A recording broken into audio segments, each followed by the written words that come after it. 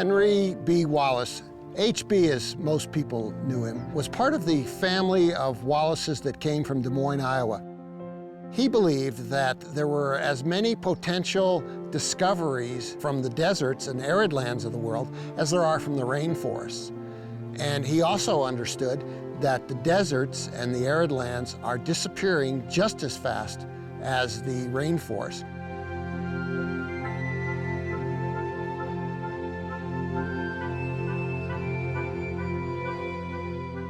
It's an amazing collection. It's a world-class collection of desert plants, but it is in an inaccessible place. That is financially bad for us because we have no way of earning money to support the garden. And it became pretty clear that financially we were heading into trouble. Our endowment wasn't large enough to generate the income that was needed to maintain the garden.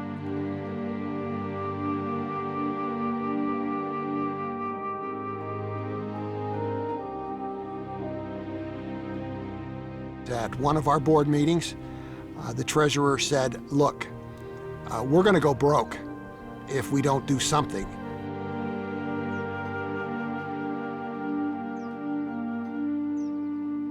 We couldn't save the garden because a garden is a place, but we could save the collection, which was the plants.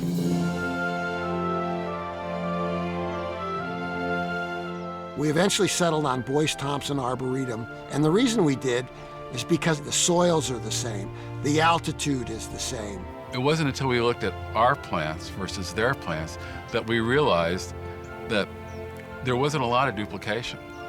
And so what that was really going to do was take us from a fairly good-sized, medium-sized garden. The two collections together were creating maybe 5,500 taxa, which that probably put us in about the top 20 in the United States.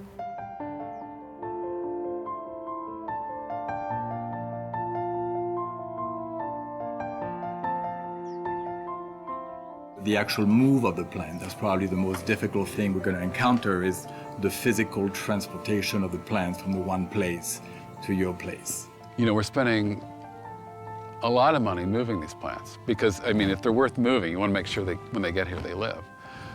But we probably could not replicate that collection now. He did that for the last 25 years.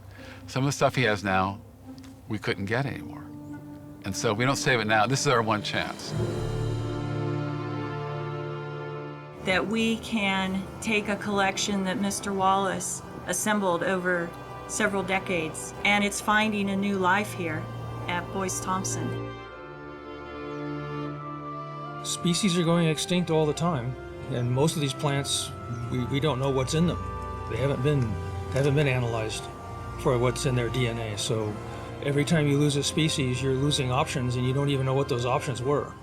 I'm not the scientist that is going to find the cure for cancer, but I feel like at least that I can maintain the library that may have the book that has a cure for cancer in it.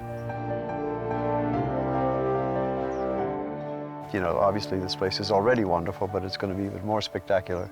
We'll have a collection that is really second to none for arid plants in the world, and I think that is going to bring us into research that will be meaningful and will put us on the map even further. We feel that we're doing the right thing. We're being good citizens, not only of this country, but of this world. And we want to use this as an instructional thing on what other people can do that want to be good citizens and do the right thing. Of course, we're in the desert, but the same story is being played out in the plains, in the forests, and in the jungles. And I think everybody needs to look around and see what they can do to be a good citizen.